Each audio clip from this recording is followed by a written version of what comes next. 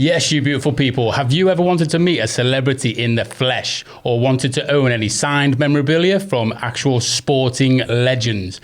Well, the guy on the show today will let you do just that. Can make that happen. Yeah. Jamie, lad. How you doing? Jamie Hemmings, people. I'm good, mate. How are you? Good, bro. Yeah, really good, mate. Yeah, really good. Yeah. How's life treating you at the minute? Apart from all the shit that's going off that we're not going to get into. No, we don't talk about I don't get into it, mate. It's negative. It's all negative just try and shit. get rid of all that negativity and just work on being positive. Don't need it in your life. Just get rid of that shit. Get it out of my fucking life. Definitely. But with it being the season of goodwill, I thought I'd bring some gifts, but we'll just start with this one for now. And I don't know if you want to have a guess what it is, but you'll be able to use it all year round. Oh, it's not one of them naked calendars, is it?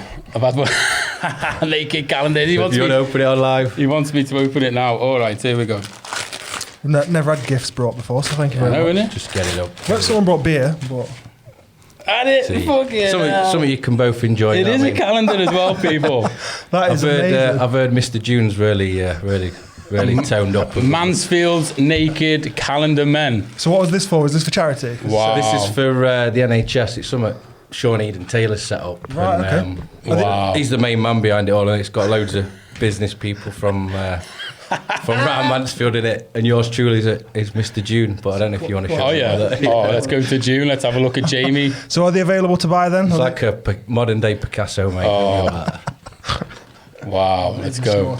But I hope for the next guest that'll be up on the wall anyway, because it does actually start this year, so you can get it up. Oh my God, there it is, people. Here he is, Jamie, lad. It's like a fucking oil painting, innit? Check that out. Might have that blown up on me. I bet you have, haven't you? I bet you got... No, you lose the pixels, mate, when you blow it up. It's done a Nokia 3310, that one. Is it? Wow. You've not got a big version of it above your fireplace or anything? No, mate. Don't zoom too far in with them knackers, fucking hell. That's brilliant, though. It's all for charity, though, isn't it? Yeah, it's all for charity. And excellent. Sean's trying to raise over 30k, and I think they're on 22k at the minute. So really, these are $5.99. So if you just go onto Facebook on the NHS Naked Men's Calendar page. Yeah, we'll put a link in the description of the video. Yeah, brilliant. cool. Fantastic cause. Yeah, so it's a great cause. Straight to the NHS, yeah? Yeah, and all I've done is just have a photo and be in it, whereas Sean's the man behind it. I have heard about that, yeah. Brilliant. So yeah, $5.99. We'll put a link down below if you want to get one. Support a local charity, and you can put it up straight away because it does start right now. Don't worry, all the naked bits are all covered by. Just so happens they got caps there, or footballs there, or records. Yeah. So just tell people, what is your company name? Because you are the owner founder, aren't you, of your?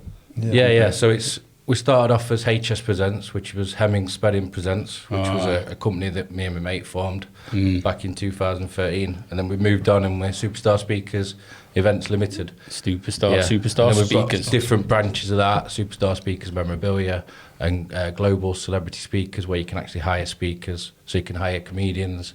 Right. You can hire, like a talent agency. Yeah, like a talent agency. Right, okay. So that's all behind it as well.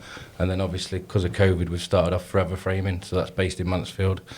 So if you've got any framing that needs doing, medals, so maybe pictures, people who have already got memorabilia. Yeah, if you bought memorabilia and it's not yet framed, if you bought a glove at a boxing show, or someone signed your shirt outside the ground, bring it to us, we'll frame it. Cool. Put a nice little plaque in there, a couple of photos, make it look mint. Yeah, because one of the ones that I've seen you being framed, you were recording a guy doing it, was the Muhammad Ali. Oh, unbelievable. Yeah. And did it have a TV in it? Yeah, it's got a TV in it. It's got all his greatest moments. Just constantly on loop, all his greatest moments. It's unreal. It takes a lot to put it together, but it's just fucking magic. When you see it, and you have that up in your games room, obviously. And that is actually up for sale now, isn't it? Yeah, that's up for sale now. It's all wrapped up. We've hidden away in a massive vault. There's 2 security guards. Really? You have to have a 4-digit pin to now. Wow. Oh man, I believed it then. That's actually got his. Just explain to people what it is. So you've got that TV in there doing his best moments, and you've got his imprints, haven't you? You've got his fist imprints. It's the very first cast done of his face in 1986. Wow. So he went and had a cast done. And that is the very first one ever done. So it's on the website for about 12 grand. But I believe the person who had the torso, where he'd had his torso done as well, that went for something like 24 grand. Jesus so it's one of those things, you don't quite know the price of it, but it's what what anyone's willing to pay for it. Yeah, well, it's the same as anything, really, isn't it? For me, I'm willing to keep it and just wait. Yeah, for that, it's always going to go up, man. Yeah. Like so it's going to go up, these absolute fanatics that are out there, they'll go to auction and they'll pay freaking millions sometimes. It's not even signed or anything. It's just signed by the artist, and you can go back up to their records. It's got all the documentation with it, where he signed. The guy has signed every little bit he did. It's got all the original photos of Ali with his top off, having the original cast done, the original Polaroid pictures and everything. You get all that with it. It's amazing. Wow. You have to be so careful with things like that, picking them up like with tweezers and that.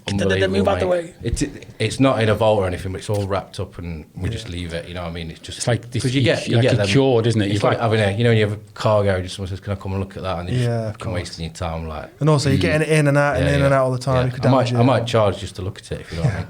Yeah. Just so you've got that cover if someone. Or to someone just have a photo with the photo. Like. Well, when there's no COVID restrictions next year, maybe you could open Superstar Museum. You can have a little thing. People man. Imagine that. It's a good idea. That. You know what I mean? If you end up with some really nice things, you know. Yeah. Jamie's. What got you into this? What got you into all that? Anyway, because it's a bit of a random thing to host an event. It's a bit of a random thing. I mean, I didn't do very well at school, so I just went. My dream was to go in the army, which is something I always wanted to do from like 13 years old. I'd got few distant family in the army, and that was something that I just wanted to get into. So I didn't really give a damn at school. I knew what I wanted to do, and I kind of fucked that up when I was 15 at school. I got in a bit of trouble on the race course, and it kind of... The race course, mate. Yeah, it was quite embarrassing. It's quite embarrassing when you look back now, but it was just one of those things, those stupid moments, and it kind of... I'd left school and I had it all planned in my head that I was going to go in the army, and I had to wait 2 years for my record to be cleared and everything, and it was just one of those really stupid things you do when you were a kid and now regret it, you know what I mean? But it's part of what makes us as we grow up, so... It is. And then I went in the army, did a couple of tours of Iraq, Kosovo, you did? Northern Ireland, so I've got all the... How long did you do in the army? Did about 8.5 years. Wow. Isn't it a 7-year sort of thing you sign up for? When we was in, that was the thing before I went in, but it was more a case of you signed up for like your 3 or 4 years. And it's like a rolling contract. And then it's just like a rolling contract. Like I have with my mobile phone. It's just when you want to leave, you just give a year's notice, which I think is quite bad, because I signed off. See, with my mobile phone, it's a month. That's what it should be. It should be like a month or 2 months, but it's a year. Wow. So for me, it's dangerous. You've got somebody who's fighting for the country, you could be sending them to Iraq, Afghanistan, and they don't want to be there. They've signed off mentally, you know what I mean? Right. And for a whole year, and the most dangerous aspect of being in the army is switching off. So you sign off, and then you've got to be switched on. But signing off tells me that you're in a you've lost different that frame of mind. You're winding down. Yeah, you're winding down. You've lost that love for it. Jesus. And it's like when you go on tour. Most deaths happen at the beginning of a tour and at the end of a tour, because people are. They're new to the environment when they get there, and when they're leaving, they know they're leaving in a week, so they kind of switch off. And if you look at records and statistics, most people are more vulnerable when they start switching off. So you had to give a year's notice, did you? Year's notice, yeah. And then what led you to kind of...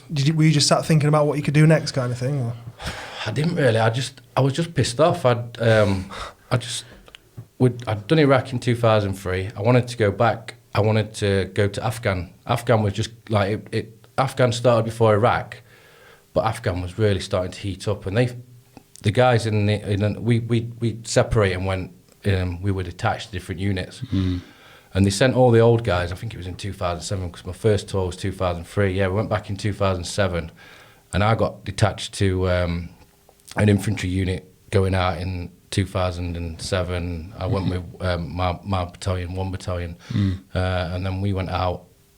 And I was just begging to go to Afghanistan. You know what I mean? I was just wanting to go. Wow. And I don't know if that's a bit of me being, just being selfish because I wanted another medal. It wasn't just the fact that I wanted that. It wasn't the medal. It was the fact that I wanted to go. You know what I mean? I wanted to. You want to make a difference. Else. You got this drive inside you. You just wanted to get out there. So they sent all the more. Is there many other guys that you knew then that was as driven as you to go there? Yeah. I mean, I was in the army 8 years, and I never once hardly spent any time in the UK. I was in Catterick for 2 years, and in those 2 years I did 6 months in Iraq, 6 months in Kosovo.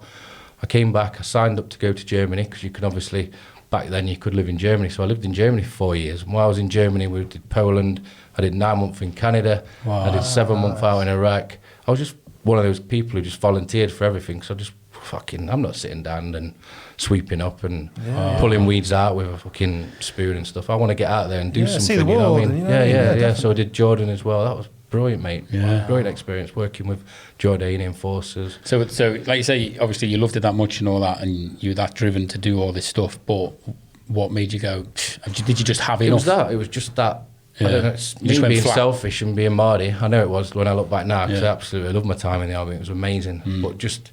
Because you couldn't get what you wanted. Fuck you. You didn't send me to Afghanistan. I'm leaving. Yeah. So we went to Iraq anyway, and it was mad. It was just different to the first time we went. The first time was like loads of small arm fire where you don't even realise people are shooting at you half the time. To the second time I went, which was 4 years later, and we was like confined into like it was called the COB, Contingency Operating Base at Basra. It was like the Basra airport, and everyone was in there. And we were just getting rocketed every night. So our tour had 500 rockets. Jesus Christ! So you're basically in your bed, which is like on the floor on top of a couple of wooden pallets. And then you got like a little mattress on top of that, and then you've got breeze blocks all the way around you. Then you've got a Kevlar roof with 2 ton of sandbags on top, and that basically is to protect you from shrapnel and stuff off rockets. So you're like laid in bed at night and you hear this, and the alarm comes on. It's like, ooh, and it just fucking wakes you up, and then you hear the boom, boom, boom. And you're hearing them going off every night, and then you're getting up, and it's just constantly think, let's get out there, let's sort them out. Oh yeah, is that what you were like? Or was some of them hiding in the corner going, fuck? No, we used to call Mummy. We used to call it indirect. We used to call it IDF poker, because the rockets coming in as indirect fire, IDF. So we just used to call it poker, because literally they're just firing these rockets, and wherever they land, it's just pot luck. But luckily, you've got these little things that try and shoot them down.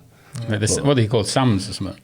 Something else. I'm thinking of some game. Phalanx guns, and it's when you hear them go off, you shit yourself, because you know the rockets are close. Right. Yeah. And they fire like 4,000 rounds a second. So it's just Jesus Christ. Is it true there are only like 50% chance of them getting them as well?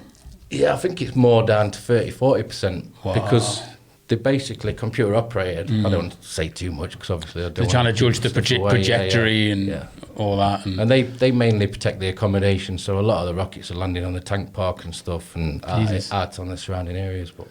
And I thought we were going to talk about celebrities today. Yeah, to be fair, I didn't even know I was going to speak about anything like that. But I noticed that on your socials, so that he says you're like ex-military army. I thought we were going to chuck that in there, but wow, this is like a conversation for another. So anyway, so they pissed you off. So you stuck 2 fingers up at them and left after a year. Yeah, I left. And then what? You were sat thinking what to do, or did you have an opportunity arise? Do you know what, mate? I didn't actually think about it. I was going to be doing an electrician course. I had no idea what I was going to do. I was really lost, and at the time, I didn't even realise I was suffering from like different things going on from the army. You did get the PTSD then, or did you make it? There's people out there who are really suffering. You know what I mean? They're fucking hiding under windowsills. They're thinking people are shooting at them, snipers and that in the living rooms. They can't physically look after themselves. On bonfire night, man. Me and loads of other lads, we come out, we look after ourselves. We've got nice houses, we clean up. To me, I've not got PTSD. Obviously, you have fucking moments where you get upset and stuff. You might have a nightmare and shit. Yeah, I mean, it was more towards when I first left, because you don't realise when you're in, because it's the buzz. I think it's the buzz. You're just buzzing all the time when you're away. That's your life. You never fulfil that adrenaline again. You don't get it back, you know what I mean? And your security alertness is just through the roof. Like, I come home, it's weird, I come home and I lock the door, never leave the doors open, I lock all the windows. My wife thinks I'm nuts, but I'm just, it's not because I'm scared, it's because I know what's the worst that can happen, so I try and prepare for it. Yeah, you've seen that. Yeah. I ain't got fucking knives under windows and everything. And a gun under the table. Shotguns. Like I said, my mate lived with it's just a thing, and when I speak to a lot of the lads, they'll say the same thing. Yeah, you're just prepared for... Like I said, my mate, I lived with for 6 months. He lost it every time. You could drink anything but whiskey. Any other alcohol, fine. Whiskey. Fucking hell, man. He walked in one night, punching the wall, blood all over the wall, saying he'd lost too many mates. And some of the shit he told me, like you're all walking 4x4 or whatever, and the row in front of him just went all over him. I think it's more because you've got no one to speak to either, because it's not something you share with your mates who's never been in. So you look forward to like Remembrance Day and that, and getting together and having a few beers with. You don't even have to have served together. You just had to have served in the army, and you can have them. It's great. You can have. We've missed that this year, and it's been detrimental to a lot of people's health. I think because they haven't had the opportunity to speak about it. Yeah, so I know he had PTSD in the end, and he put a claim in, or something, and he got like 20 odd grand. Yeah. I was like, what? I got like 21 grand or something. I don't know. But it's never gonna. It's not gonna amount to fixing someone. Yeah, but it's that one night. You know, the Gurkha knife looks like a boomerang. Yeah. Oh, I think it's a Gurkha knife, and he unsheathed it anyway. You know the rules of the Gurkha knife. You've got to draw blood, and he goes like this on his hand. Yeah. Yeah. See, you've heard of that rule, haven't you? Yeah. And he was doing this, and I went, what the fuck? And he went, your turn. And he was off his head. I walked in and went, fucking put it down, man, put it down. So I grabbed his wrist, I wrestled him to the floor, smashing it on the floor, got it out of his hand. Next day he went, what happened last night, man? I've got blood everywhere. But the squaddies are now. Scared me, mate. They're nuts anyway without all that. You have to be a bit cracked. You've got to be a little bit. I remember I did basic training. I woke up and I looked over. I was only been there 4 days. I looked over and this guy had woke up and he woke another lad up by putting his bollocks in his mouth. So I'm thinking, the fuck have I signed up for here? And that was like minimal when you go through your career. They're just absolute lunatics, some of the people you meet. But it's like, but you kind of got to be, haven't you? I think. Yeah, so that's why I find it great when you can meet someone like Gaza, because he just makes it more real, if you know what I mean. Yeah. So when did you first start? Was it HS Presents? HS Presents. So HMS Presents. We'd been to a few events and that. I enjoyed it. You know what I mean? It's meeting your sporting. I think I went to Carl Froch just before the George Groves first fight. In Notts. Not the actual fight. I went to both fights because I got to a lot of fights, but I went to both fights. But before that, I'd been to the Carl Froch and Evening with. Because I look forward to seeing him. You know what I mean? I followed him round. Went to a lot of his fights. Really so you know the importance of how much it means to people who want to see. I've been on the other end of that. I've been that fan who wants to get that. Exactly, and, the fan, man. Like you're a big fan. You want to go and see him in the flesh. Which you can do. People get in touch on the Superstar Speakers. What is it? .co.uk. Yeah, man. .co.uk. Smashed it. So I went to that and I thought, this is good. You know what I mean? And then a friend of mine had been murdered in Mansfield Town Centre, and it kind of came from that, where we was doing events and stuff. We did a few fundraisers at Forest Town Welfare, so it kind of came on the back of that, where we just wanted to raise some money, and we got his family involved and his other friends. We all did it together, really. There was no one person who did it. We did it together. And then we did a night with Neil Ruddock at Oakmere Golf Course, and it was brilliant. You know what I mean? There was 80 people there. It was close-knit people, so they all knew him. They'd come to support him and his family and everyone. So what, this is the first? Yeah, this it's not the first one we did, but it's the first time we'd done an event, an evening with a celebrity, and it was Neil Ruddock, and it was a brilliant night, and we raised a lot of money for charity, which was Headway at the time, which was a charity that his family wanted to support, and what a great charity it is. You know, they looked after him in his final moments and stuff. Oh. And that's really nice, man. Who came up with the idea then? Just like a group thing, really. And obviously we'd been to him, and it was just really good that all his friends could get together and do that. And we still did a few events after that, little like Indian night where you have a comedian and stuff. Great, really great. And next year is the 10th anniversary of obviously him being murdered. So that'll be something. So have you been doing this for 10 years then now? The first one we did was 2013, so that was the one we did, and then me and my mate spoke about it, and we said, look, why don't we, this is good, innit? We can help people, and we can possibly make a living out of it, you know what I mean? It's great, and if we don't make a living out of it, we can just do it as so we just did it as a part-time thing, and I think Peter Shilton was the first one we did. No way. Wow. Like I say, so when people say it's not what you know to you know, did you know these people? How did you approach them? The first time we did it, we went through an agency, and they was when you look back now, you can't believe the fees that you're paying to get these people in. So we'd never really made any money the first few years because we was getting ripped off by these agents. But in a way, you know, you're learning, aren't you? Yeah, but I wouldn't be where I'm at now without paying those agents those fees to get into that environment, to meet these people and get them to know me. Get a foot in the door. Yeah. So did you cut them out eventually? Yeah, we cut them out eventually. Not that there's anything wrong with that. We just started thinking outside the box. You don't need them getting anymore. in touch with people. Yeah, we don't need them. Why are we paying you to just basically move paperwork and you're ripping us off? And that's something we do now, but we don't rip people off. We just charge a 10% admin fee to get their people there, and we ensure they're there, we ensure the nights run smoothly, we send someone along, and it's just more for the environment of their night and make sure that they're correctly, and they get our time as well. Our guys will tell them what to do, what order to do things, who's the best comedian to go with that guy, who's the best host, you know what I mean? And that's something we offer. Brilliant. So it's evolved evolved quite a lot over the years, then, really, hasn't it? What you kind of do. Sweet. Well, I suppose we have to mention it, unfortunately, although I don't like to talk about it, but we have to talk about it. So how's this year been affected by the C word? Have you literally had the same amount of work, like you pushed it to next year, or is it you've had to obviously cancel on a few things? Do you know what? When it first come around, this COVID thing, I didn't even think... I didn't think it'd stay, if you know what I mean. You have all these little things crop like SARS and stuff, don't you? Think, and you're like, yeah, that's gonna blow over. It'll be gone in a month. Like the Ebola thing, it just obviously Ebola's a lot worse if that ever did break out. But it's the thing where you think, you didn't hear about it for that long. Bit of scaremongering, it'll blow over, and we'll be back to normal in no end. So most of our events were booked for March, April, May of this year. So I can remember we did a Manchester United Legends tour. So we'd done Middlesbrough on the Thursday. We was at Hull on the Friday. It was starting to gain momentum, this COVID thing. It was like, you know what? Next week they're looking at locking the country now, and we was like, hey. So in a way, we were kind of if you did what we'd done now, it'd be bad for you. You know what I mean? It'd be bad publicity to carry on going. But we didn't know, and we was just following the government guidelines. So people were still coming, and I think it was the first week in March, so we did that, and then we went to Bradford the next day, and then we come back and we had 4 or 5 events the next week, travelling around the country, which were like down in London and Northampton and that kind of way.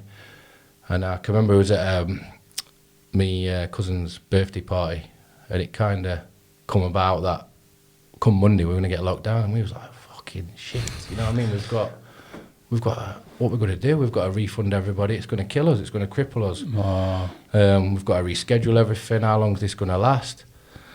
So it's kind of that thing where you just switch off. We went home because we didn't know what to do. You know what I mean? We went home. The sun, luckily, was absolutely amazing, wasn't it? Those 3 weeks of lockdown. It was. So it's barbecue out, beer time, wasn't it? Beer time, nice food. And I would never get that again, to spend time like that with my family, because I've never ever spent. You think you spend time with your family, your children. I've got 3 little boys. You don't know, do you? I'd have been away all that month, and the month after, and the month after. I'd have been away every weekend. I wouldn't have seen them. And that quality of time is the best positive I can take out of it. Yeah, you know what? I wouldn't even go back and swap that time to do those events. Never. It's funny. I've never had a moment like that in my life, to spend such quality time. And you think you know your kids, but to really get to know them, to spend every single day with them for 3 months, 3 weeks, 4 weeks, 5 weeks. There's not many people have got much positive stuff to say about COVID, but I think you're kind of right there. If you remember back to summer, it was amazing, wasn't it? We were really blessed with the weather, because I remember people saying, "Oh, can you imagine if it was snowing?" But and I don't mean that in a disrespectful, selfish way. I just mean me, just personally, that time I got with my children is amazing. And I would have never started a framing business. We were paying our framer extortionate money. We do it ourselves now. All that money comes back into our business. You know what I mean? We'd have never done that. There's loads of things we'd have never done. But obviously, we've took a massive hit. We'd have gone under. We'd have gone massively under if we've not had changed what we do and not have adapted. And a lot of companies have done that. Yeah, and I think or failed. If you don't, you're going to fail. If you don't adapt, and obviously some people it's much harder for them to adapt. Because of what they do, and I really feel sorry for them, and I feel sorry for us as well. You know what I mean? It's not easy. But we try and take a positive out of every day, and we've ended up taking another member of staff on.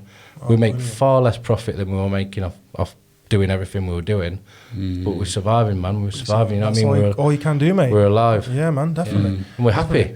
There's good to work, and we don't even speak about COVID. We have a laugh. Yeah, this is what it is, mate. That's how you've got to be, aren't you? You've got to feel blessed for what you have got, and that's what this situation's done to everybody. As individuals, you've got to look after your people, haven't you? Yeah.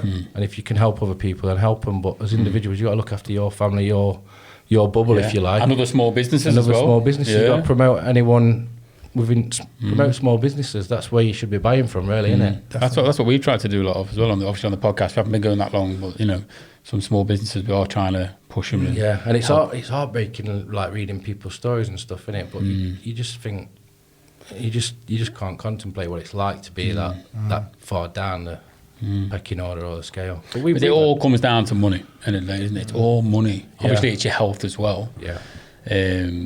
But like you say, the gym's being closed and then open and closed, but like you say, it all comes down to money, which is shit. So how many more days? How many more days till the gym's open? A few more days, isn't it? Well, when this comes out, it'll probably be open. Looking forward to that because I've literally done nothing, so I'm just going to get a beastie when I get back. Jules. Yeah. Hopefully your muscle memory will kick in, but then you won't. And I did this last time. I was thinking, I lift 140 kg or something on the bench.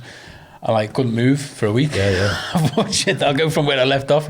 No, mate, you can't do that. I think in regards to lockdown and gyms and stuff, though, I think that's been terrible for people's mental health this year. They say health, not wealth, but that is health to me. That is massively beneficial to your health, to your mental state of mind. Mental health more than anything, I think. That really helps me in my business. Going to the gym, routine as well. This is why I spoke to Andreas, who owns Crunch. Positive feeling, doesn't it? Where you just want to go. Andreas, who's crunching, he goes to the gym every morning at 6 o'clock. He gets him started, gets him pumped, gets him motivated, gets him endorphins rushing. He's ready to go. Like when I walk out the gym, I was like, sometimes I'm like, I've had a dab of speed or something, man. I'm like, chatting my head off. And I'm like, oh, I'm just rushing, I'm buzzing. I'm buzzing, man. Right, that's when you know when you've done a good session. It kicks in 10 to 15 minutes after you start your training. So if you're going for an hour or 45, you got a good you got a good, boost of endorphins, mate. I love That's the best time to. My missus say that's the best time for me to ask you a question. On the way out of the gym. Something like where they want to do something and it's going to not get you down, but they want a good response straight after the gym. Because you're just buzzing, aren't you? You are, mate. Definitely. Yeah. Couple more days, thankfully. We're all good. Sorry, going back to work-related things, and so obviously you did all the bits and bobs, you started your business, you've been doing all these events over the last few years. So have you got any really standout ones that you did, like, or any of them that went amazingly or went terribly wrong, or Well, when we first started, I was working at Belfast Beatty and Babcock, so it was like a part-time thing. I was just doing it on weekends, really. And then we booked Eric Cantona. Now it come about is we'd done some work with the guy who was Gaz's agent at the time, Terry, and he rang Laura because he couldn't get through to me. So he rang Laura and he says, I've got Eric Cantona, do you want him? And Laura said, yeah. And she'd not spoke to me. She obviously knew I was going to say yeah. And we didn't know. She waited till he's come out of the gym. But we were paying people, I don't like to say wages, but we were like paying people, 10, 15, 20 grand and for 4 or 5 hours work. And fucking hell, what, these celebs? But Cantona was like this different level altogether, you know what I mean? And you just knew what was coming. Oh, God. How much? She just said, yeah, she didn't even say how much or anything like that. And then she rang me up, she got through to me and she says, I've just said yeah to Eric Cantona. I was like, yeah, buzzing. Then I said, do you know the fee? And she said, no, it's going to be massive, innit? So we had this fee in mind and it wasn't. So when it come through what we thought it was and what it wasn't. But when you tell, like, I can't tell you, but when we was telling people how much, tell us how much difference it was from what you thought. It was half as much, twice as much. It was a good 15 grand less than we thought. So you're like, phew. Okay. But it was like a pleasant you obviously surprise. know what big relief. Yeah, it's like this is the thing as well, because you're getting an idea, aren't you? I mean, it must be hard for the level, popularity that they are, or whatever, their status, their celebrity status, and things like that. For how much do they charge? Yeah. But do you reckon? I think with Eric though, what he did is he's a very generous person. What he did with his wages was he give it to charity. Wow. And he basically did it for nothing. Tried to get the most. Not him, but his agent tried to get the most he could to do the tour, so he could. And he gave loads away. He gave absolutely a ridiculous amount of money away. Wow. Which charity? Do you know? Yeah, Dorset for the blind charity, and a few others down south near Bournemouth and that. What a guy! And you got to see the receiving of all those funds. I think one of the event he gave the full 100% because he did like 10 events when he came over. Wow. So I was at work at the time, and we put it on sale, and we did the Royal Concert Hall in Nottingham, and it basically just sold out in like a couple of weeks. Did you do like just an evening with? It was an evening with, or was it over a space of so many nights? Is it like we did one of the nights? He was doing 10, so he was doing 10 theatres, and we did one of them, which was the Nottingham on the Thursday, and excuse me. He was doing the full 10, so we did the Nottingham one. So to get that kind of income back for what you paid and look at making profit, you need a theatre or an and arena. You need to sell out. And we'd never done a big theatre. We'd done like Mansfield Theatre, 500 people. We'd never done like a 2.5, 3,000 seater, which is what you need basically. Oh yeah. And You're like, hold on a packed minute, it's Eric Cantona. Yeah. He'll sell a fucking arena out. He'll sell 10,000 seats. But we didn't want to go from doing a hotel event to an arena. To the O2 arena. And an arena, you can imagine how much an arena is to book. Yeah. You're looking at the same again, this figure again, you know what I mean? I bet it was hard for you to sleep at night sometimes, wasn't it? So yeah, that was, but when... That's what I mean, I bet you've had some right ups up there after the event, you're like, it was so successful. If that hadn't sold, I'd been like... Because you bankrupt. When you see it the first 2-3 weeks and you're like, wow. You know what I mean? We'd made the right decision. Because we have had the opposite of that as well, where you've nearly... Rock bottom, man. Yeah, where you're rock bottom and you need something to recover. And it's basically... You never know what you're going to get. It's a bit like gambling with events. You never... I suppose it's like any promoter. They never know. Eddie Hearn doesn't know he's going to sell something out based on two... Not mediocre, but two guys who's not really. Yeah, and then obviously when he gets to Joshua Klitschko, he's like, get me the biggest arena you can find me, you know what I mean? Because he just knows. Because he knows he's just going to sell out, man. Yeah. And that's obviously a different level to anything we do. But you know what I mean? It's that, he must have that same feeling. But surely that's the level you're heading in, isn't He it? must still, when he puts an event on like a Joshua Klitschko, he must still look.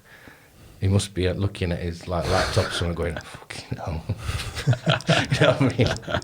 Yeah. Let's get a new car. Yeah, but like you said, you've got just gone up, onwards and upwards, haven't you? In your company. Yeah. Well, we the first 2-3 years we didn't do nothing. We didn't make nothing. I think we gave 16 grand to charity, and we made nothing the first 3 years. Wow. Because we was putting that element in where you support a charity no matter what. So you guarantee that money to the charity before you sell your tickets, which is basically what we're doing. So we never sold a ticket based on a charity. If we do a charity event, the whole money goes to the charity.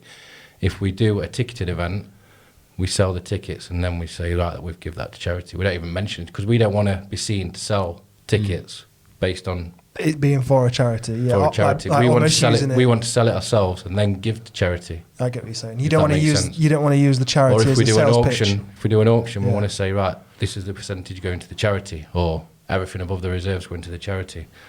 We don't want to. Why don't you? I think it's just peace of mind for me. I think I'm a generous person. You know what I mean? I don't. I'm going to say you don't like brag about it everywhere. No. On Superstar Speaker's website, we give so much to charity. I feel bad for speaking about it now, but we don't. I feel bad in the sense that I don't promote myself to what I do, if you know what I mean. Because helping charities. I know what you're saying. I feel a bit embarrassed, don't you? And we're all good. You don't want people to like you more. Yeah, you don't want people to change. Yeah, I know what you're saying. It's like you've had that feeling, haven't you, where you're walking through town, you see an homeless guy, and you buy him a coffee or whatever, and we all do it. We do it a lot. Yeah. I used to feed the homeless. How much better do you feel when you don't tell somebody? Yeah, it's just keep it to yourself. As soon as you tell somebody, that feeling of greatness that you had inside you starts to. Because you've given a bit to them. It goes. You know, some people put it on Facebook, which is great because they're promoting stuff. But for me, it makes you feel like, even though you've done something good, you feel that bit's just been dragged out of you again. I know what you're saying, yeah. You're doing it for you, aren't you? You're doing it to make you feel better. You're not doing it to grow your popularity, essentially. Yeah, you're doing it to make them feel better. No, you're doing it to make them feel better, but like... of course. But there's nothing... No money will ever be more rewarding than helping somebody without telling anybody. Just helping somebody, not because it's to make you feel better, helping them because it's the right thing to do. And like you see on socials nowadays, people will go, guess what I did today? I've done this for someone, I've done that for someone. And they want it because they want likes. Oh, well done you, And they want gratification for what they've done. But why do you need gratification? You just do it yourself. But we all do it. We all do it. Like, does it matter if you told someone or not? I know what you're saying. Like, whatever's happened. You give him a fucking coffee, like, the homeless guy. So why do you need, you've got self-gratification. You've got a better sense of accomplishment. But we're all guilty of that. Is that not what social media is? Just self-promotion and look at me. Yeah, people don't post the low moments, do they? Oh, no, I've just fucking lost my job. Yeah, people don't post that shit. Yeah, they might as well put, will everybody please... We're a bit of sarcasm now. You got to do a bit of sarcasm. Yeah, but they might as well write, will everybody please... I just lost my job. They might as well type, Andy, can everyone please just massage me ego just for a bit? I want to get over 100 likes. There's a fucking like Guess what button. I did today? There's a like button. Why is there a button where you can just like something? if somebody should engage in something, surely you should comment. I like the like button. I know, but it's because it's cop out, isn't it? If you think about it, you can make someone have a good day by liking their post. Or you could comment saying, yeah, because you've massaged their ego. Yeah, exactly. But someone who you know has been down and they put something on, it's nice to just. But how many times have you just gone to like, yeah, I like that, but you've not engaged with it. Yeah, you've not gone, oh, I really like that car you've bought, mate. Yeah, you're not saying why. You're not engaging. The only thing what guts me like, is you can't like a like. I want to like. So you like a post. You'll get like. I want to like that you liked it. Yeah, but then you'll get someone liking that. Oh man, I think hold on, George liked that. I like that because he liked it. That break the internet. But I want to like your like, not like the post. Well, next time engage more and comment and but I like this because. When does it stop though? Liking the likes. But just going back to what I said a second ago, actually about people don't post the bad stuff. So you seem like a fairly humble, fairly down to earth guy. Have you ever done an event like big arena or decent sized arena like 6 people have turned up? Has anything ever been a car crash? Flop. Because we tend to just not do the event. But we did do one with. Yeah, because you'll know how many tickets are sold. We did a Forest Legend. We did a Forest Legend. I'm not going to say his name. It was at a casino, and it was for the match Nottingham Forest versus Derby. So we thought what we'd do is, because he's coming, it's at the lunchtime. We'll watch the match with him, and we had 200 tickets for it because that's all the casino holds, and we thought it'd be great, watch the match with a legend. He'll sign your shirt, get a few pints with him. He'll get on stage at half time, talk about the match, and then after he'll talk about himself and that era of greatness. So we did that with some legends. So there's me, Paula, and what's that player's name? And a couple of other members. He's quite popular. He's really funny, but.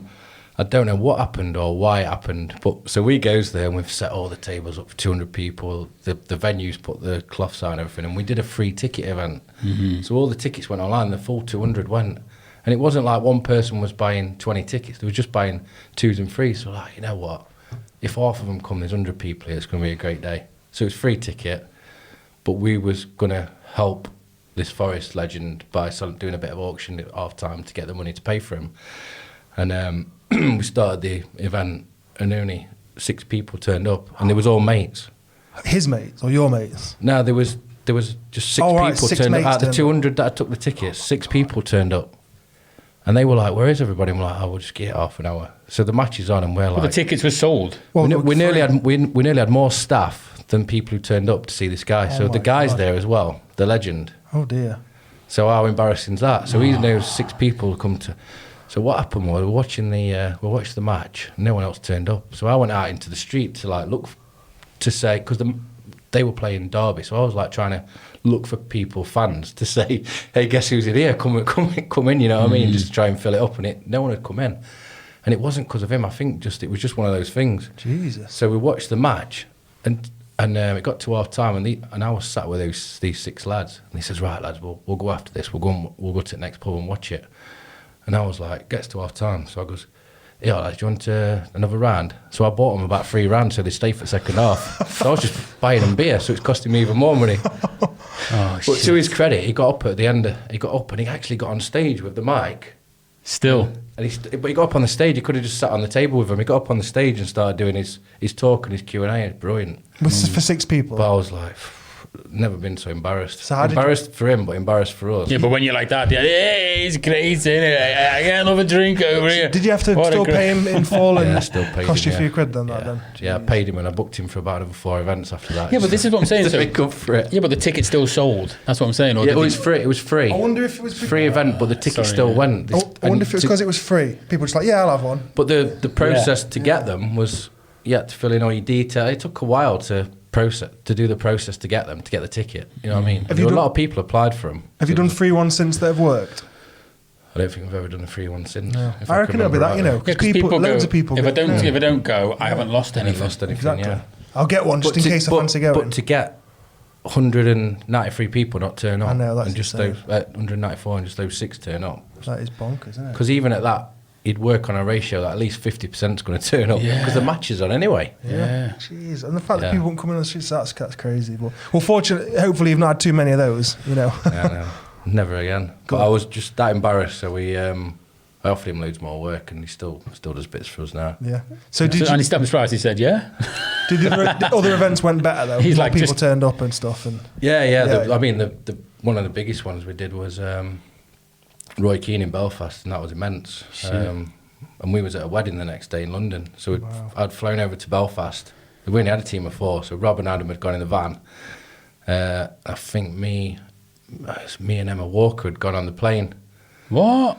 So we went on the plane, and I had to be back the next day because my mate were getting married in London at St Paul's Cathedral. So we was like, "You're going to make the wedding, aren't you, Mo?" "Yeah, mate, I'll be there." Private jet. We flew over. Never worked with Roy before.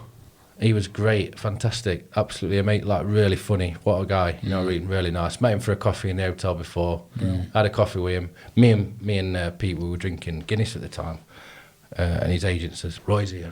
So we put the Guinness. We took the Guinness, put it to the end of the table, and we got 2 black coffees. So when he walked in, we were drinking coffee because you just want to be professional, don't you? Oh, yeah. Really run like Guinness, fourth Guinness, you know what I mean? So he comes in, he's really nice, has a chat with us, and he's just really passionate for the game, but outside of football, just a normal bloke. When it starts talking about football, it's unbelievable. The passion that that guy has for football is crazy. That must be nice. So it's just really good to sit with like someone you'd watched as a kid.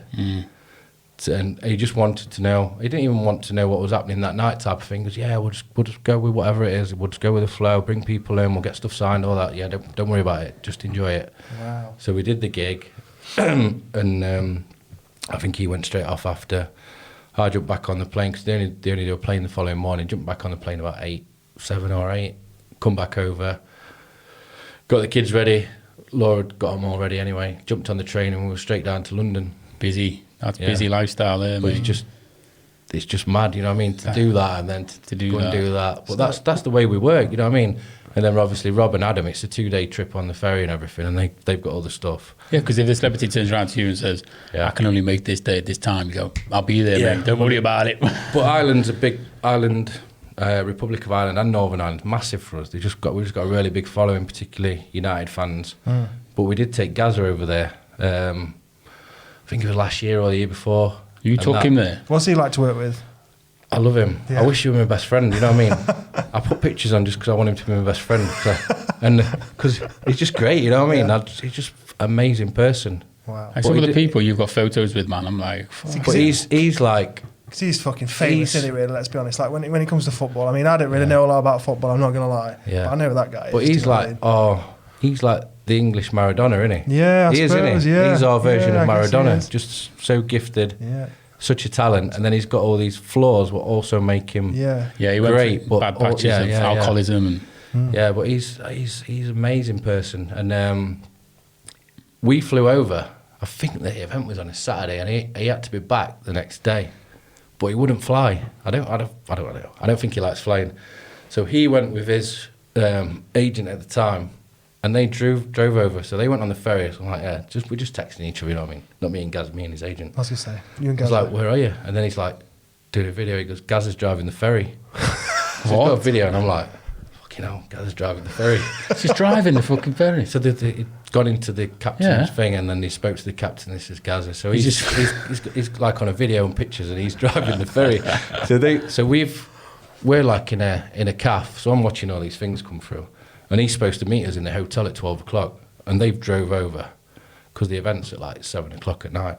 They've drove over. They've drove all the way. So they went to Republic of Ireland, and they've gone down. So they've gone over on the ferry, then they've gone down to... I've done that. I went north, but... Yeah, they've gone down to Belfast. So we're just keeping tabs on where he is, because obviously we've got this big show on at Crown Plaza Hotel. And he's driving a ferry right down. So this hotel holds 500 people. So we've set all the room out. We've gone back to the hotel. We're all dressed up. We're just waiting for Gaza. So like, where is he? So he's not there at 12, not there at 1, not there at 2. Can't get hold of anyone on phone. So basically, what's happened is he's gone into town, and he needs a wee. So they've gone to McDonald's. Can't get out then, can he? No one's really recognised him. So they've gone to McDonald's, and he stood outside, and he's talking to me not Gazza, his agent's talking to me on the phone. I'm like, "Where are you?" He goes, "Oh, he's just gone for a wee in McDonald's." He goes, "Hold on a minute." So basically what happened is he's gone inside McDonald's then, his agent, because there's a big ruckus. And he looks over, and Gaza he's serving cheeseburgers and hamburgers, and he's behind the till and he's serving people, and everyone's lining up and they're getting his autograph, and he's doing loads of other stuff, whatever. Okay, no. So he's doing that. So then they've had to get him out because it's just gone mad because everyone's realised who he is. Everyone wants a Gaza-burger. He's kind of, as he's going over, he's scared because obviously the whole the thing. He played for Rangers and this Celtic thing. So he's put on his like Twitter that he's going to be a Celtic fan for the next 24 hours because he's put, I'm absolutely shitting myself. Going to be a Celtic fan for the next 24 hours. Just say leave me alone. But it's not like that anyway. Wow. So they've come out of McDonald's. They've got in the car and he says, oh, can we go to the George Best tomorrow? So they've gone there. He's had a picture there. And then not far from there on Sandy Row is the Rangers Supporters Club. So it's like 4 o'clock now. He's still not here. So gets another picture. Gaza, he's on social media and he's in the Sandy Row Rangers Supporters Club. It's like one of the areas. Okay, now well, you're just still sat so there. So we're like, fuck, you know, what's going on What's here? he doing so he's now? in a pub. He's in a pub now. So we're like, oh shit. So he's serving burgers, he's driving ferries, and he's now serving pints. This is Gaza though. He's like the Lost Boys out of the, Hook. He's like just never going to grow up. Yeah. He's like Peter Pan. So he's just. So we're in the hotel. Gets to like 6. I'm like, fuck it now. We've got a show in an hour. You know what I mean? We need to get there. So we're there in the foyer. He walks in. He stumbles that way. I'm like, fuck's sake. Absolutely. I've just gone like all white and that inside. I can't speak. And he's got shades on, and he drops his coat and he drops his bags, and I'm like, shit. So I'm speaking to his agent. I go, you do know we've got to be there in an hour. You're gonna be there in an hour, aren't you? And they're like, yeah, don't worry about it.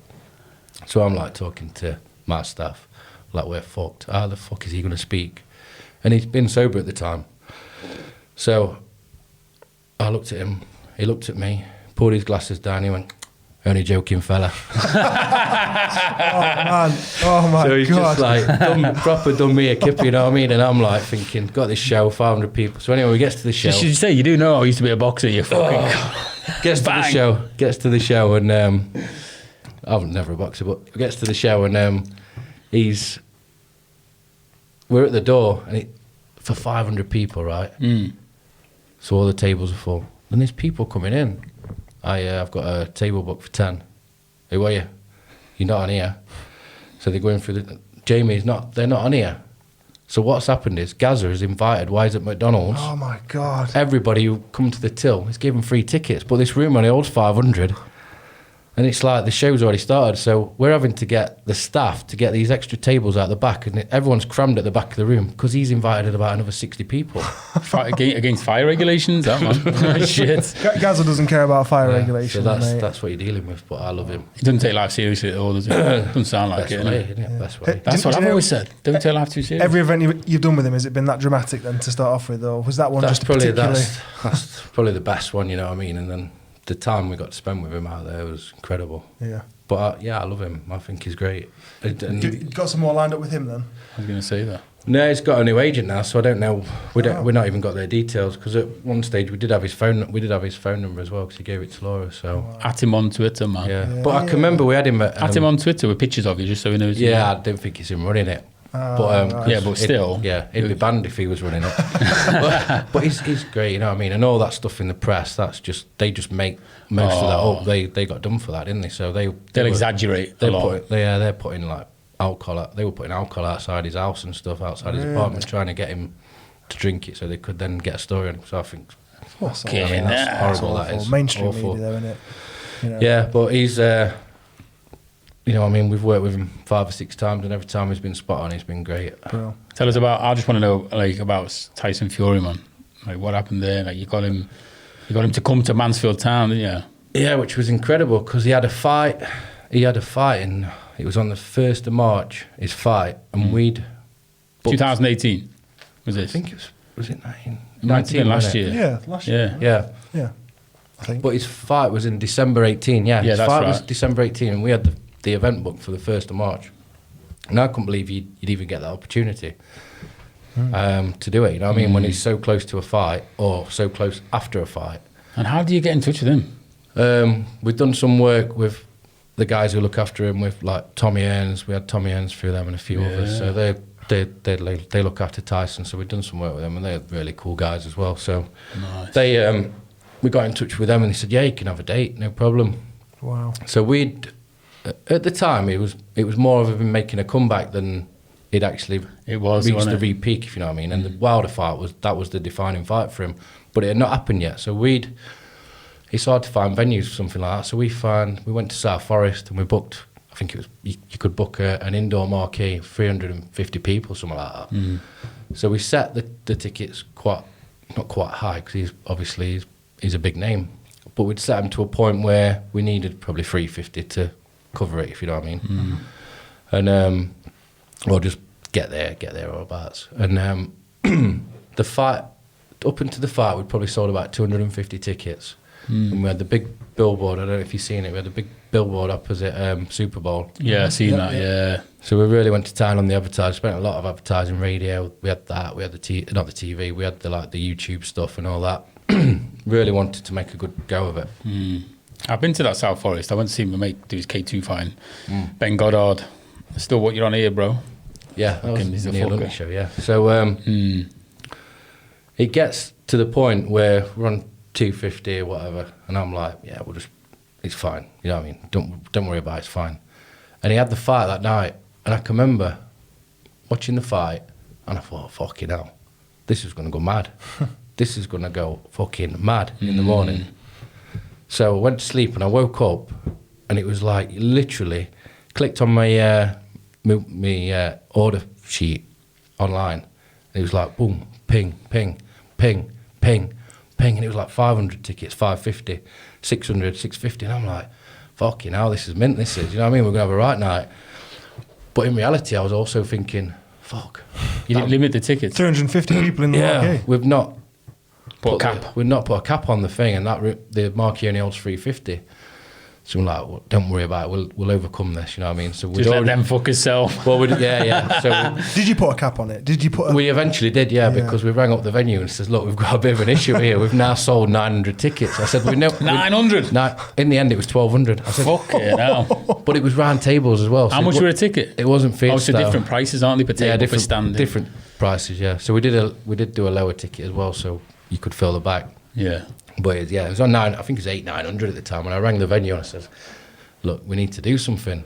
Can we do what we did for the Ricky Hatton event? I think Ricky Hatton had 750 in there, because what they do is they open up the bowl screen and you get a massive room. But then, obviously, the planning probably take away more tables. Yeah. So I think we work it out. We could have 1,200, which is 120 tables of 10, wow, which is crazy for a table event. Yeah, I think it's the biggest table event I've been to, if you know what I mean. Fuck. Yeah, because normally that'd be a theatre, wouldn't it? Something like that. Yeah. What was it like that night? Great. It was great. What does it go for? So is it a few hours? How does it work? Run us through the night, like. It depends. So what we try and do with an act is we try and get them to do 2 hours on stage, an hour photos or half-hour photos, and then a meet and greet for half an hour. And a lot of them will sign up to it. A lot of them massive stars like Cantona, Tyson Fury is not too bad, but Cantona has just got a 45-minute slot, so it holds you back in a way, because people get annoyed that he's only on for 45, 50 minutes, but you can't do anything about it. That's his set. You've got to try and fill the rest of the time. People get pissed off with that, and I understand, but that's what we're dealt with. We can't do any more with that. No. So Tyson Fury said, I'll do an hour and a half on stage. Fair enough. So we put like Alpha Ran came, you know, the guy who does the voices, does De Niro and Conor McGregor and all them, the Irish guy. Oh yeah, does the voices? Yeah, does all the voices. Does the voice. You've probably seen him. Yeah, just Conor McGregor. And, yeah, it's brilliant. So he came and he filled the time while they did the photos, because the photos took ages. And normally they'll do about 300 photos. This is what I mean. So after 1,200 tickets, do you also cap the number of people that want the actual meet and greet? Normally people like. So they do have a photo, shake their hand, sign or something. They don't sign anything, because they have a limit to how many things they sign, because obviously that's their career after they've done their signing stuff for money. Surely there's some that they can sign, or some that like you say, they give. Yeah, they'll do the meet and greets and they'll sign stuff for them. But then the photo, it'd take hours and hours to do photos if they sign. So you have to just bang them through. But then they got the mates. Don't you have a cameraman then, or haven't they got the mates just like? Yeah, it's a full setup. So you basically go in, you get your photo, and as you come out, it's ready there. You've got it, printed copy. Wow, cool. It's that quick, you know what I mean? It's got all the systems, so it's photo. Suppose you've got to be quick. You walk out, you grab your photo, and you go away. Shit. That's good. So it's it's great. Yeah, but how many people go, can he just sign it now? Can he just sign it? But he had a lot of security there, proper like really big guys. But he you can take care of his fucking self, man. Tyson Fury, they'll normally do 300 photos. He did 550 photos. He's like, he's sound though, isn't he? Yeah, what did you reckon to him? Yeah, brilliant. Yeah. Is there anyone then again, and you're probably not going to admit it, that you've met and afterwards thought he's a fucking horrible fucking idiot? He is. No, not really. I think horrible, arrogant prick. I think, because we always treat them really well. A lot. I'm not saying a lot. Some companies will just say, you're here to do a job, get it done, you know what I mean? We're like, we treat them like the legend or where that status they used to be. So we're like, yeah, come in, have a nice relax, get you a drink, we'll look after you, nice chair, nice restroom and all that. So they're going to be nice. Do you want a KFC, you know what I mean? I'm not really looking after them, but some of them just want a KFC. So really? We'll send someone out, get some food for them. And yeah. Other fast food restaurants are available. Yeah, we're allowed to promote KFC on here. You can do what you want. I just say that. That's not really promoting local, is it? Get you sent to Chick King, yeah. Get you sent to Chick King. Yeah. Chick King wedges, Oak Tree, the best wedges. Yeah, amazing wedges. They are actually. Could do a so he's probably one of the best. Cantona was great. We did the one date with him, but then me and Rob got invited to go and spend the rest of the 7 days with him. So we did. Wow. We did a day in Belfast on the Monday. Sorry, we did Manchester on the Sunday. We did an afternoon and a night gig with him, and we was providing like the sound and the screens and everything. So I was just there as a hanger on, really. I wasn't really doing anything. So how many people during these times do you have working for you? It can be anything up to 20 people. Yeah? Yeah, for a big do, yeah. Especially like the Tyson Fury, there's loads there. Yeah. So we have our 5 staff. So we've got Rob, who does all the tech stuff, so he does all the videos, he does all the tech, he does the PA, he does the walk-on. He's brilliant, you know what I mean? Yeah. His stuff's fantastic. You got Adam, he does all the payments, he takes up the auction items, he's the runner, he's our apprentice, he's a great lad, workaholic. I mean, he's probably still there now, working at back at Shout, he's just a workaholic. Good lad. And then obviously we've got Kev now, but he's not been involved in the events yet, he's the framer. Then we've got me and Laura, and then we have people who just come and help. They just want to help. They want to meet people. Yeah, if they can meet the famous footballer. So you get no end of people trying to help you, which is great, really. That is mad. But yeah, so we did the full thing with Cantona. So we did Manchester in the afternoon on the Sunday. Then we did Manchester on the evening. Then we had to pack a van. Then we went to Republic of Ireland on a ferry, and we had a gig the next night. So it's quite knackering. So we was in hotels all week. I can imagine, yeah. But so it's a week away from your family, and then we drove from Republic of Ireland down to Belfast. So we went Dublin to Belfast. But you're always with your little sort of group of like your. Yeah, that one was just me and Rob. So it was just in a van. So it was just like loving it. I mean, so we did the road trip. yeah. So we did fast food, McDonald's. You put loads of weight on in that. So we did Belfast on the Monday. That was incredible. Then we went Dublin. On the Tuesday. So it was back up. On the Wednesday, he had no gig, so he flew back to Lisbon, Eric Cantona, to pick all his family up, because he was in this amazing venue in Dublin, it's one of the oldest theatres in the world. It's the oldest in Dublin, the Olympia or something, and it's unbelievable, absolutely unbelievable. I'm not really into that kind of culture, but that was just something special. Yeah, such a structure. So he was like walking around, he's like, I need to go back, get my family. So he's gone back, got his wife and his daughters and his kids, he's brought them all back on the... He was home for the Wednesday. He'd come back on the Thursday because he had another show on. So he's done the gig. And then outside the Olympia Theatre, there's just like this narrow street out the back doors. So he's done the gig. There's 2,000 people there. We've got ready. We packed all the stuff up. We've gone to walk out the door, and you just can't get out the door. The whole street is just aligned with people going mental, absolutely mental, just to see him. Wow. And I'm talking hundreds and hundreds of they're like sardines in this... Isn't that a mad feeling though to know that you quote then? Huh? Nearly did Cantona's quote then. Well, go on then. So, what's his quote? Come on. When the seagull follows the trawler, it is because they throw sardines in the sea. So I've probably got that wrong, but he's come out. So all the security's protecting him, and he's just come out and he's grabbed the security like that, and he's moved them out of the way. He's got his kids, put his kids in the van. And he's just moved all the security. I thought you were going to say he put his kids in the front. We're watching it on the CC, like the cameras. So he's moved all the security, he's grabbed this little baby. He's had a picture took with the baby. Everyone's going mad. People are climbing over cars, give the baby back. And he stayed there. We had to wait. We were locked in. We had to wait for 2 hours. He stayed there for 2 hours, signed every single person's thing that they wanted to sign him, whether it's shirt, a ball, boot. He just stayed there and signed the lot. Jesus, what a guy! Amazing. He's got time for the fans. This is what I mean. Some people don't have time for the fans. But he's the only one who's like a god, if you know what I mean. He's just got this weird. It's just mad. His persona, his aura. Yeah. I think I only said the way he carries himself. I only said one extra word to him at the end to what I said at the beginning. I was just, every time I met him, I was like, you know what I mean? I meet him every day and he was shaking my hand every day to say, yeah, great show and all that. It's just immense. Yeah. Wow. And I watched him do exactly the same show 7 times and I loved it every time. And he said exactly the same thing in exactly the same order because it was rehearsed. Yeah. I was just like, yeah, he's fucking great. Because he comes out at the beginning and he just stands on stage and he does this. And he's just like that. Is that what he does? Everyone's just 15 minutes. 15 minutes, no talking. Just walks out like he is the fucking god. Jesus and Christ. The people go mental. And I've never ever seen... I mean, you've seen it, like Michael Jackson when you're a kid and that on them stage and they're all fainting. Love Michael. That's the only thing I can like akin to it, if you know what I mean. Jesus. Wow. But yeah, it's mad. He just captivating, isn't it? He's just there. He's got them where he wants them, and they're all just probably crying, going, throwing him his knickers and throwing him the knickers and the bra and that. He's out of everyone, he's the only one I've ever seen who can command that kind of. You ever seen any weird shit like that? People giving the knickers and the bras, or chucking a man in while he's like that for 15 minutes, or just hits him in the face. Yeah, happens all the time to me. But he comes to the shop. Yeah. Through loud box. So what's the dream then? Since I did that calendar, actually. They just get loads of box shorts. Mate. Check Jamie out in the calendar. I think Jono put his box shorts. Paul Swales, I know Paul Swales. He's in here and all, isn't he? I've just seen Paul Swales. Yeah, Jono's got a habit of putting his boxer shorts through random people's letterboxes. I'm not sure. But. There he is. So what's the dream then? What's the dream Paul Swales, for guests? If you could have anybody, any sporting personality, anybody at all, who would you have? Or tell you what, if you could bring. No one back from the dead. No one back from the dead. No, can't do that. Well, this year we was close to doing something really special at Manchester Arena, and obviously it was the Class of '92 event, and we were hoping David Beckham were going to get involved with that.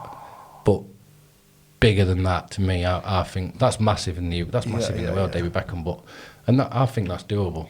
I think most of them are doable. But the one, after watching the Last Dance. How mint would it be to get Michael Jordan? That would be incredible. But the crazy thing is, you look at his net worth and it's 2.1 billion. You're like, how is he going to come? What are you going to pay him? Yeah, but you know what? But then it's the limelight. They love the limelight, don't they? Yeah, never say never. Who knows, and then he could be like, you know what, guys? I'm all around America all the time. Let me go to the UK because this is what's happening. Yeah. And he goes to fucking Wembley. Just on that, I've got a couple more gifts. One sec. Oh, fucking hell. Santa Claus, you should wear one of them hats, mate. He's got Santa's here. It's not bad luck to open it early. You can open them at the same time. It doesn't matter which one you get. The presents for us, mate. Yes, Jamie, lad. Yeah. Thank you very much. Season of goodwill. Did you wrap them? I did, mate, yeah. About half hour before I got here. Look at that. That's mega, that is. Look at that. Look at that. That's proper cool. That is me, guys. Michael Jordan sports cushions. So is this going to be, you can produce these and get them signed when you have Michael Jordan come to the UK? Could do, yeah. Yeah, you never know. You could be in for a free ticket if you bring them along. Yes, mate. Yes, Jamie. Yeah. So that's something we just started doing just as a little Christmas. Thank you, mate.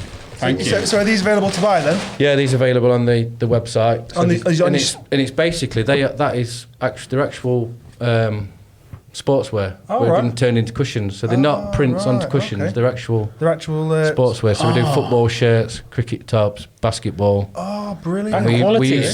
They're obviously they're a high-end market value because they are the actual shirts. Not the actual shirt you worn, but they are the actual... Yeah, but if someone's a big fan, it's not a print on a pillar where you can get. It's their actual sportswear. Yeah, that you've obviously. Fucking hell, the quality of that's outstanding, mate. And obviously you can unzip it off, chuck it in the wash. Yeah, brilliant. So that's your mother-in-law does come in on, isn't she? No, she didn't do them really. Thanks, man. I really love that. Yeah, they're cool, aren't they? So is that love it, man? Superstar Speakers website they get these? Yeah, if you go on the website, if you just go on the memorabilia page, and you'll see them as well. Brilliant. Go check them out, people. All links to get yourself one of these. Definitely. I can vouch for you. These are fantastic, mate. They are wicked. That's fucking mint, mate.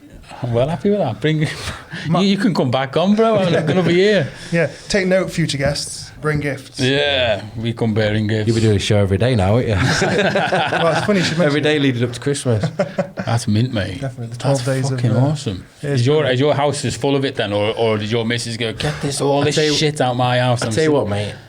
I think last Christmas we had like a games room set up because we had all of Laura's family there, so we had like 17 of us. So I got the pool table in, I had all the memorabilia up on the wall, we had the darts. With prices at the bottom. Yeah, available to buy. It's like that wall art, you go to the pub and you see price, it's like that. So.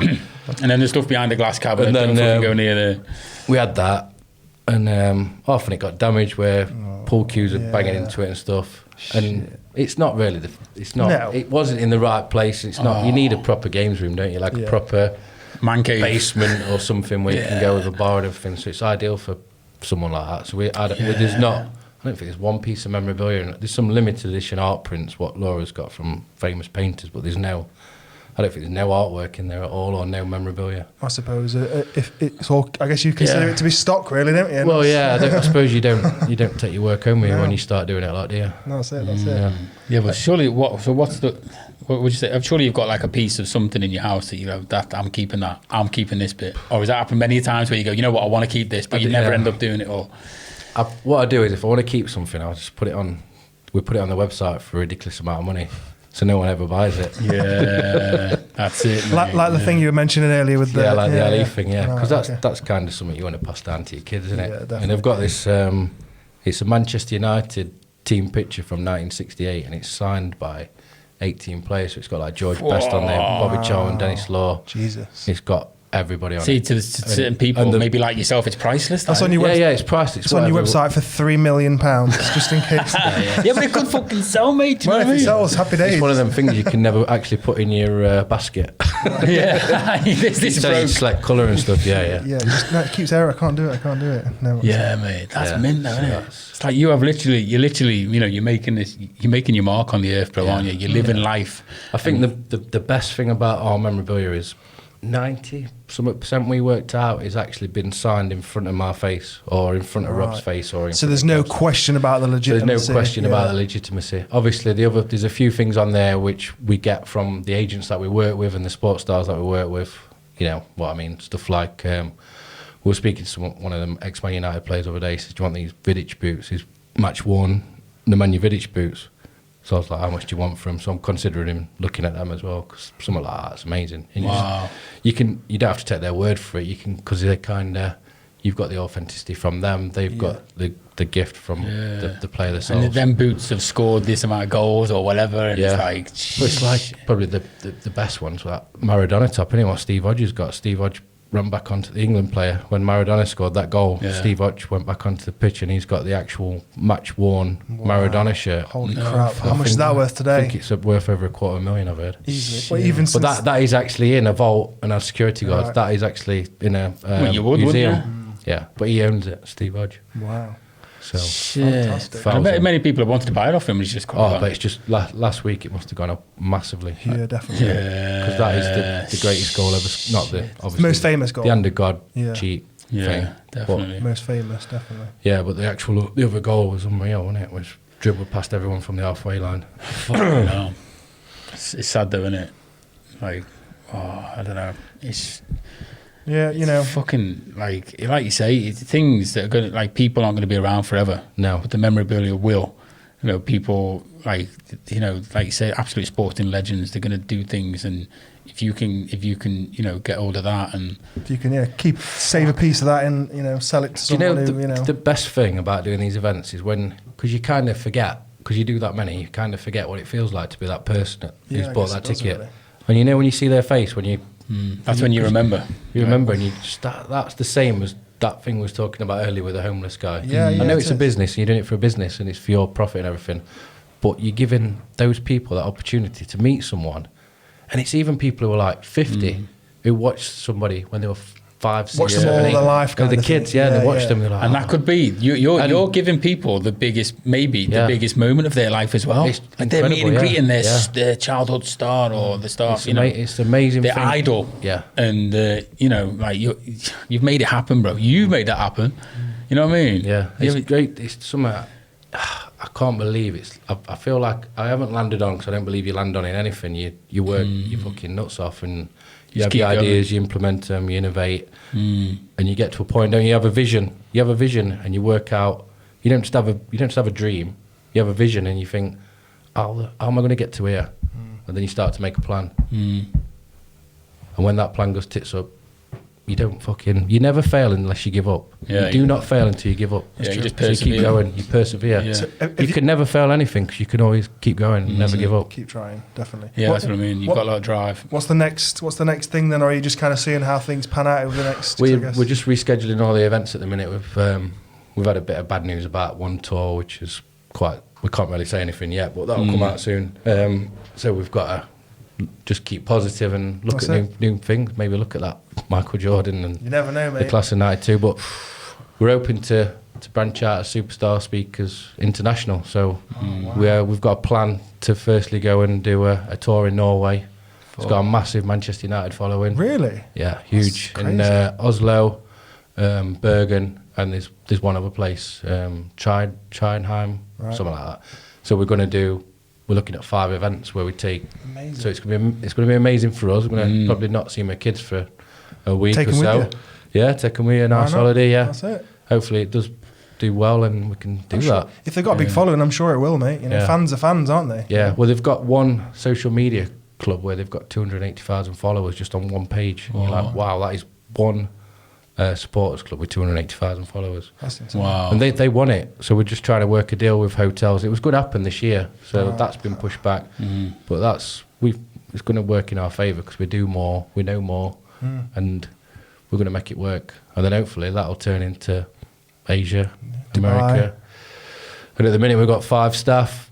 Next year we've got a plan to have 10. Cool. Wow. 5 staff in each country. Yeah, different. And then in 5 years our plan is to have 20 staff and have offices in London, Belfast, because Belfast's got a massive following. Cool. And hopefully that's where we're at the minute. We're just on a 5-year plan, and we're just taking it week by week. And when we get sets back like COVID, we don't let it deter us. You just adapt and move on. On. Brilliant. Put it back a year. We're still going for it. Yeah, that's it, mate. It's good to hear, mate. It's good to hear, because I know a lot of people. I don't know a lot of people, but I know that there have been a lot of people that have thrown the towel in, given up on certain businesses. Never give up. Never give up, people. Honestly, mate. Honestly, you never ever give up. And I just can't wait to go meet Jordan, bro. Saying it. I'm going to take my cushion with me. Well, you heard it on here, people. He's going to make it happen for us, isn't he? Not that Jordan. Hey, mate, I don't know. That Jordan. That's probably easy to make happen. Jordan as in Katie Price, isn't it? Still probably sell some tickets and stuff. Cool, man. Well, thanks very much for coming on. It's been fantastic to learn more about what you do. Thank you for bringing all these famous people around here and making so many people's dreams reality, I guess. Wow, and I urge you people, you must go on his website, superstarspeakers.co.uk. Go and check out the memorabilia on there. Buy yourself or someone a nice Christmas present. Yeah, there's plenty of stuff on there. And it's an awesome website as well. It's the way it's set out. You've got videos on there, some Rob does all that, so he'll be absolutely buzzing now. That's he'll it. Be buzzing you've said that. Big up, Well done, Rob. Well done, Rob. Yeah. Seriously, people, go check it out. And like you say, how can people reach out to you? Is it through the website? Where do you want to? Yeah, I mean, it's through the website, and then if you really want to reach out and you want to book somebody, just email me at jim@superstarspeakers.co.uk. If you want to Jim. Just quicker, innit? Jim. Yeah. Is that through anybody, or did you just make that up? No, Jim.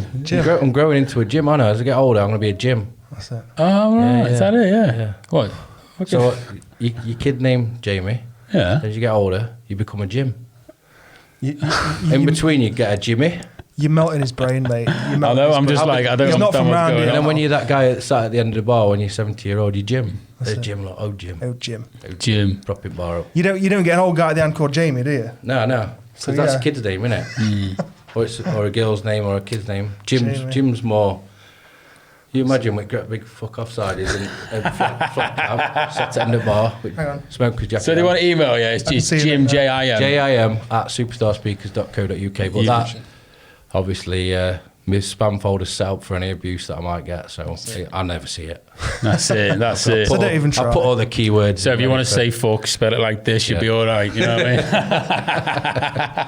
mean? Cool. No, seriously, man. Thank you so much for coming on. Yeah, people know where to find you, and we'll have to have you back on in another year or whatever. And hopefully once this is cleared, we can bring someone on with us. Exactly, mate. Obviously, we've just signed. Bring a superstar on the show. So that's good. Interesting. You could bring Gaza with you, couldn't you? Fucking too right. If you get him here on time, he'll be serving burgers, the Mackies. Just tell him there's a free bar, and he'll. He's sober. Yeah, he's good. He's good. All good. Nice one. But cool. That's everything. You cleared anything up? Anything you want to say to anyone? Nah, it's good. I mean, it's all good. Yeah, mate. Spend literally the amount of stuff I've got. That's what I mean. You know, so many stories, mate. And like you say, we've been going an hour and 20 or something already. Great. And just to get little bits in there about the army, and that's great as well. It's good. I never expected to even speak about anything like that, so it's just great. We'd like to know where people have come from and what's made them. And obviously the message out there is, if you are struggling, speak to somebody. Those guys who have served, don't suffer in silence. Don't suffer. This is probably the worst time for somebody like that. So definitely. Get on the phone, speak to. We'll put a few links down below for stuff like that as well. I think. Check all the links down below, people. Check them all out. Don't forget as well to like and subscribe, ring the bell, do all those magic things for us, show your support. We've just gone over 300 subscribers, so thank you very much everyone for the support. Channel's really starting to take off, so thank you very much. Leave us a comment, guys, and I'll probably me. I'll get back to you on the comment and watch the show, because we want at least 15 views out of this one.